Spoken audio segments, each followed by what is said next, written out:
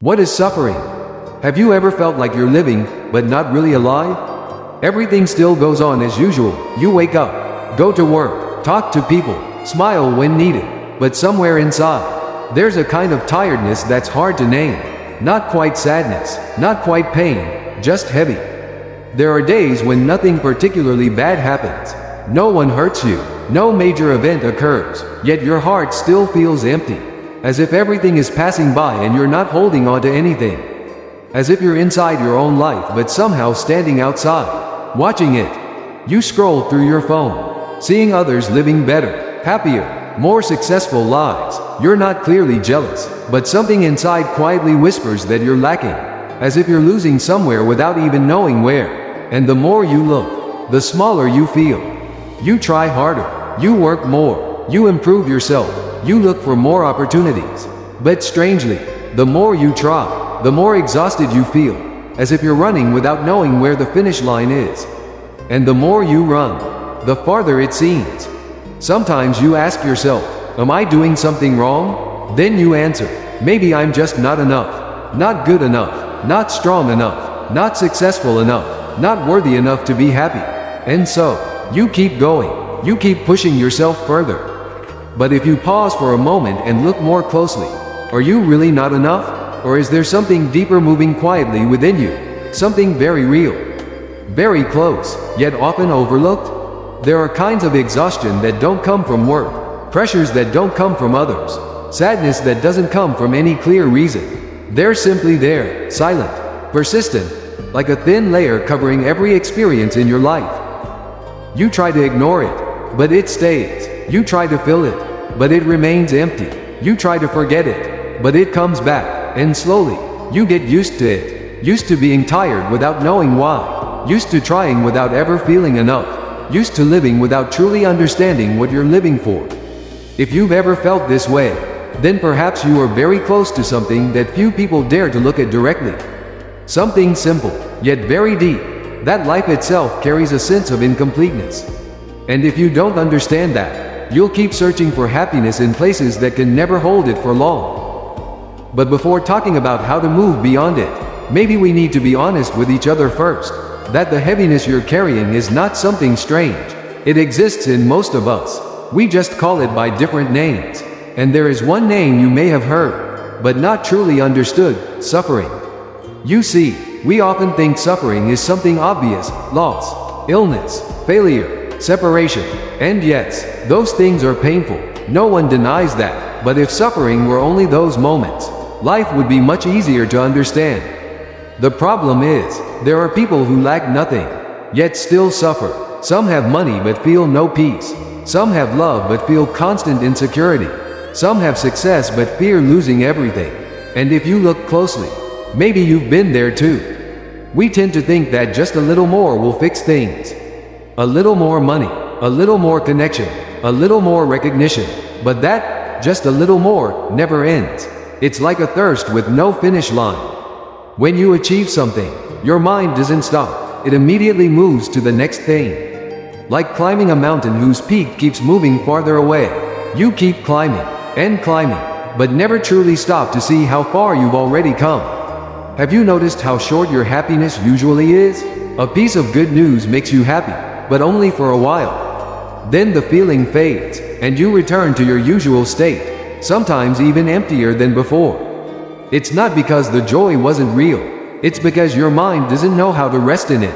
It doesn't know how to stay with what you already have. And that creates a loop you don't even notice. You lack, so you seek, so you gain, so you feel happy, then you worry, then you lose, and you return to lacking. Again and again, not once, but many times in a lifetime. At work, you strive for recognition. When you get it, you fear losing your position. In relationships, you fear loneliness, so you find someone. When you have them, you fear losing them. In life, you want stability, but once you have it, you fear change. You see, suffering is not only in not having, it's also in having but not being able to keep. And deeper still, in having but still not feeling enough. That is a very subtle form of suffering, quiet, unclear, but always present. There are nights when you sit alone, No one bothers you. Nothing is wrong. Yet your heart feels heavy, not because you lack something specific, but because you don't know what you're actually searching for. And that alone is exhausting. That's when suffering shows itself most clearly, not as pain, but as emptiness. And what makes it hard to notice is how familiar it is. You're used to worrying, used to thinking, used to dissatisfaction, so much that you assume it's normal. But if you pause and look carefully, you might see something worth reflecting on. Most of what you experience each day doesn't truly bring lasting peace. It gives temporary relief, then fades, leaving space for something new to fill. And so you keep filling it, through work, entertainment, relationships, or by trying to become a better version of yourself. But have you ever wondered, if you keep going like this, when will you truly stop? Or will you keep moving in a circle without realizing it? And if that's the case, then perhaps suffering is not just what happens to you, but how you are living each day. You've seen that suffering is not only in major events, but also in ordinary moments. But simply recognizing, I am suffering, is not enough. What matters more is understanding what suffering truly is. Suffering is not just pain, nor is it only negative events in life. Because if you see it that way, you might think avoiding bad things will end suffering. But that's not how it works. There are times when you feel happy. Everything seems perfect, yet deep inside, there's a subtle worry. How long will this last? And that very worry is already a form of suffering. Seen more deeply, suffering is not an event, it's a state where your mind is not truly at ease. You may be sad, that is suffering. But even when you're happy, if you fear losing that happiness, that too is suffering. It's like holding a glass of water. If you hold it lightly, it feels fine. But if you hold it too long, your hand gets tired. If you grip it tightly, it hurts. The problem is not the glass, but how you hold it. Life is the same. It's not everything in life that causes suffering, but how you cling to it, how you grasp it, how you resist its change.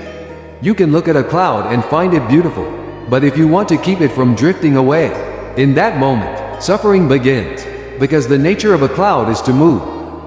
Just like everything in life is meant to change, but your mind wants to hold on, and that conflict creates suffering. Imagine standing in the rain. If you accept that it's raining, you find shelter, or simply walk through it. But if you stand there asking, why is it raining? Why me? Then you're not only wet, you're exhausted. Suffering is not in the rain, it's in resisting the rain. Does this feel familiar? When something goes wrong, you don't just experience it. You add layers of thought. This shouldn't happen. Why me? I can't accept this. And those thoughts amplify the suffering. If there's only the event, it comes and goes. But when the mind resists, it stays longer.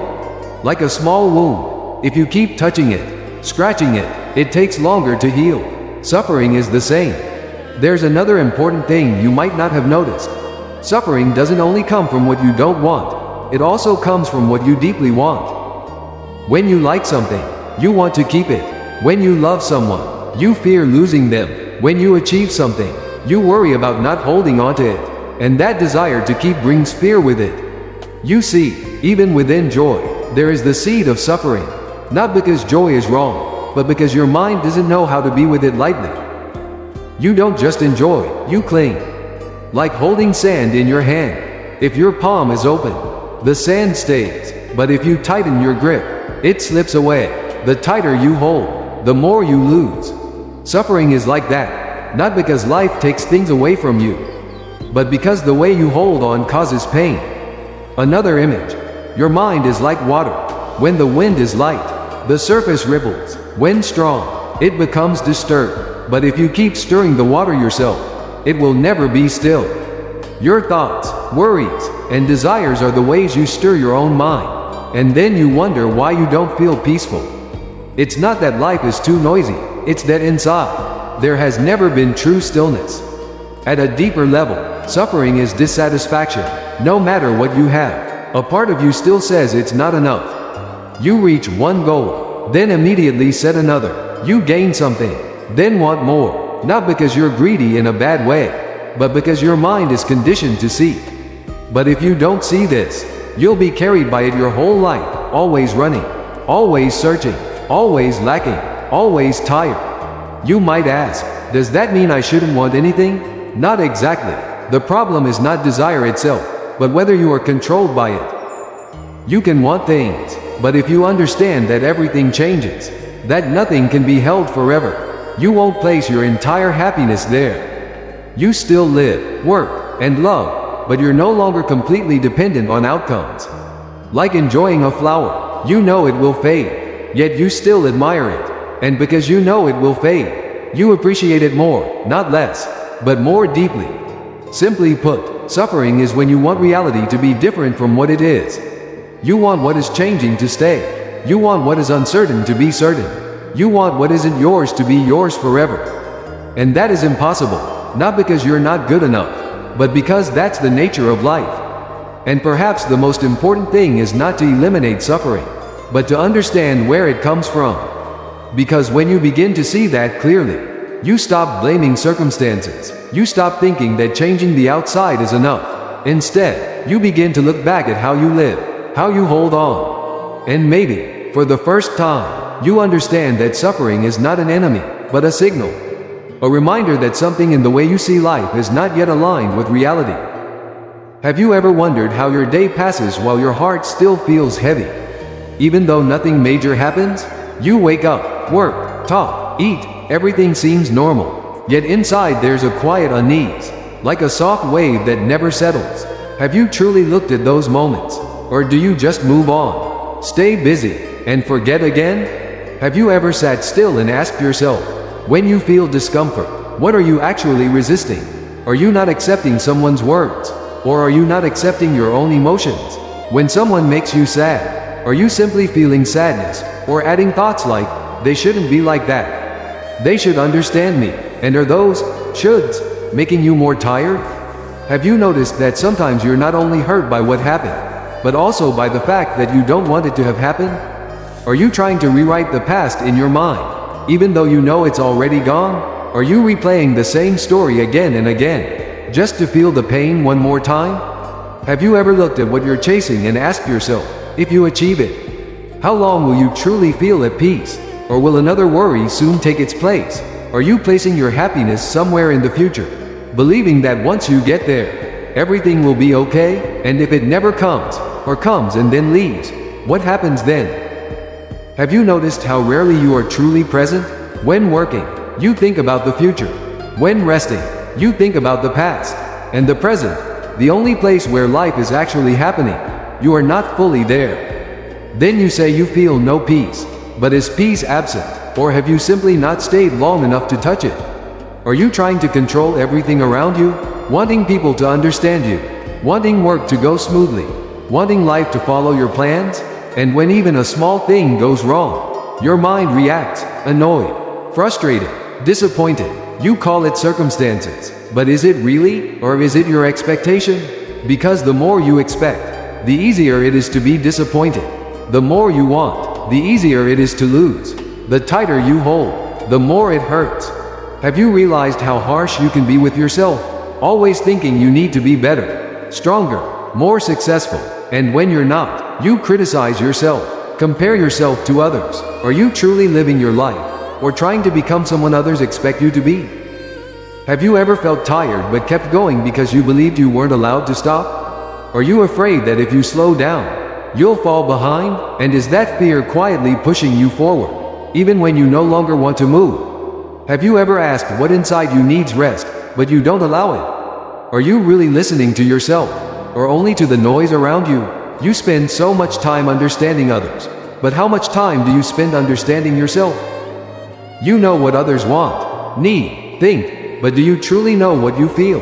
Or do you just label your emotions quickly and move on? Have you ever sat down and done nothing? No phone, no sound, no distraction, just being with yourself? And if you try, is it difficult? Not because you lack time, but because you're not used to being alone with your own mind. And maybe, right there, you begin to see clearly that what causes your suffering is not only out there, but deeply rooted in how you see, think, and hold on. And have you ever slowed down enough to truly see that? If you've begun to see that suffering doesn't only come from the outside, but from the way you perceive and hold on to things. Then the next question naturally arises: what should you do? Not to run away from suffering, but to stop being carried away by it as before. The first step is not to immediately change your whole life, but to learn to pause a little when your mind starts to waver. When an uncomfortable emotion appears, instead of reacting right away, try to step back just a little, simply to recognize, oh, I'm feeling uneasy. Just by naming that emotion, you've already created a small space between you and it, and that small space is where freedom begins. You don't need to suppress the emotion, nor analyze it too much. Just see it as it is, like watching a cloud drift by. You don't need to hold on to it or push it away.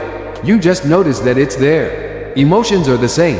If you don't cling to them, they will come and go on their own.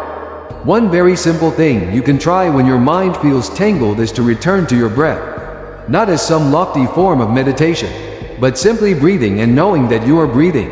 When you inhale, you know you are inhaling. When you exhale, you know you are exhaling. That's all. But if you do it slowly, with full presence, you'll notice your mind gradually softening.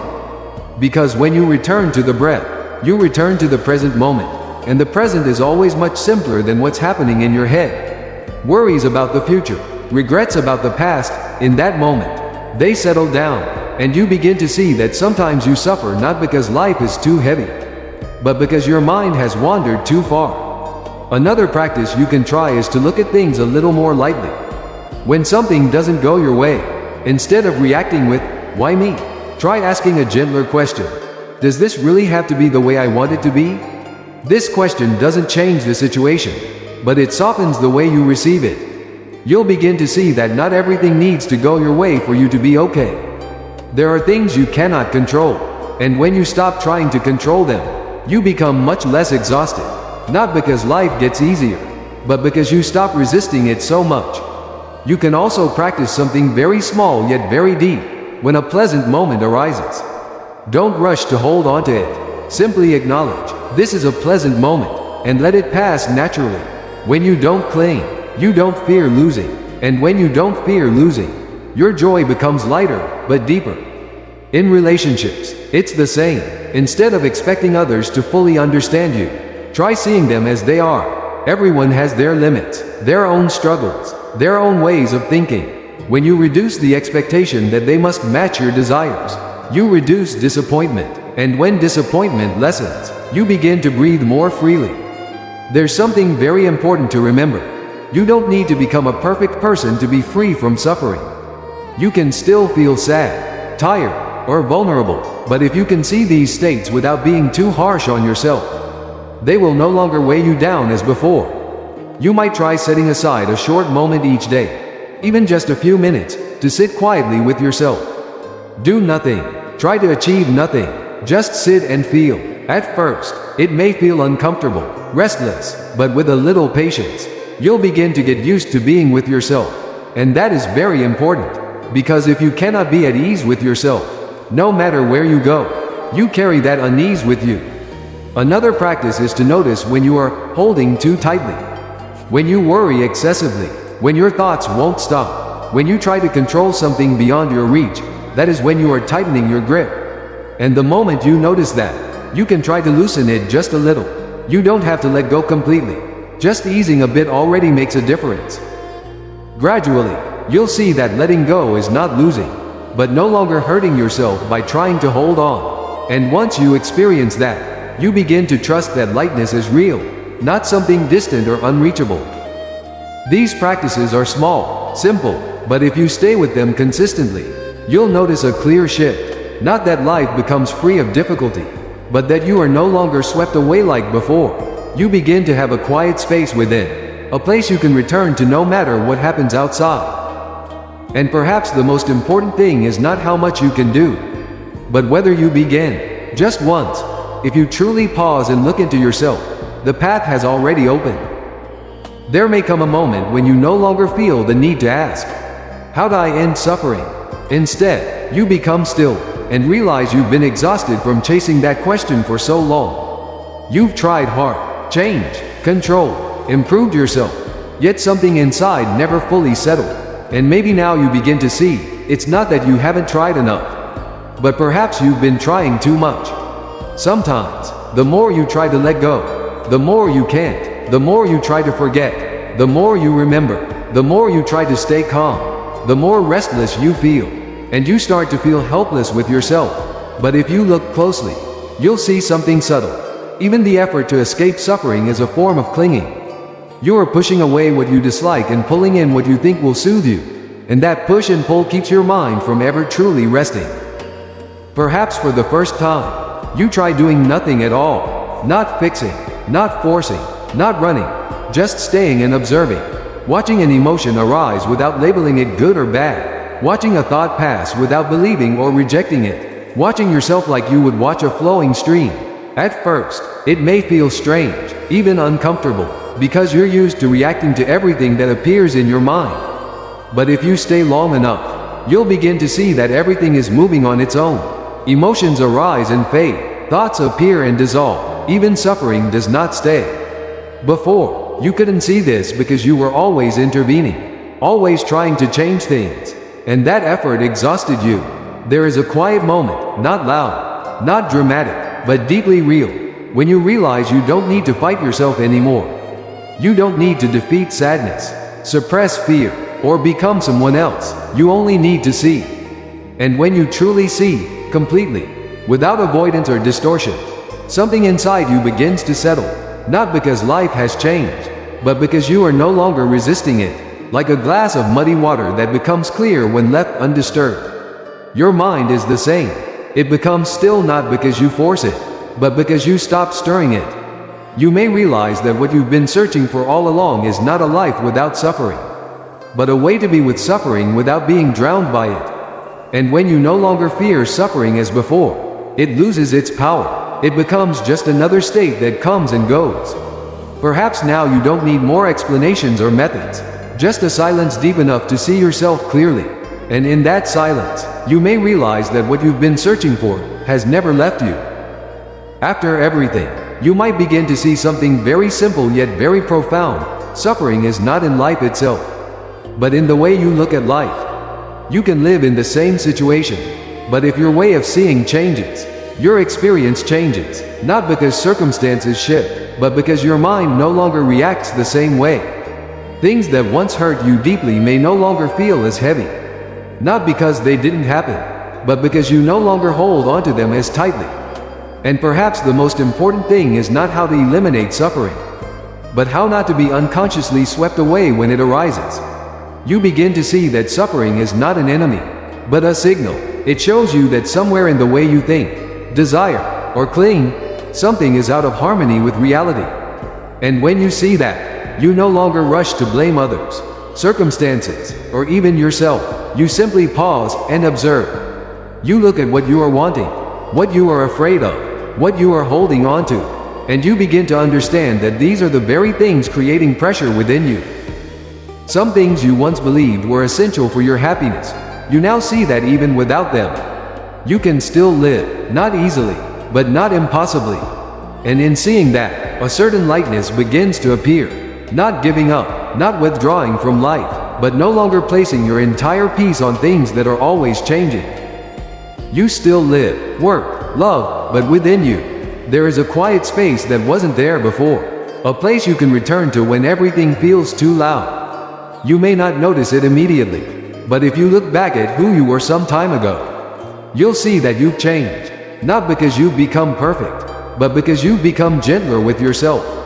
You begin to understand that not every emotion needs fixing, not every thought needs believing, and not everything needs to go your way for you to be okay. And perhaps that is a kind of freedom, a very quiet, very deep freedom, not loud, but enough so you are no longer pulled in every direction. You don't need to go anywhere to find it, because it isn't outside. It lies in how you return to yourself, how you see things more clearly, more gently. And if there is one thing you can carry with you after all this, maybe it's just this: remember to return.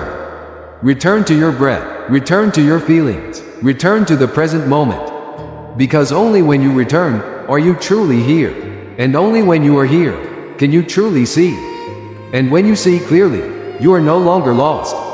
You don't need to change your entire life today. Just a little.